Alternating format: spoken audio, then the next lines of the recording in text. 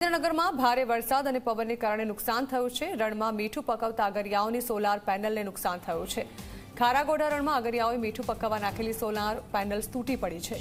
ભારે પવન થતાં સોલાર પેનલો રણમાં તૂટી પડી અગરિયાઓને લાખો રૂપિયાનું નુકસાન થયું છે।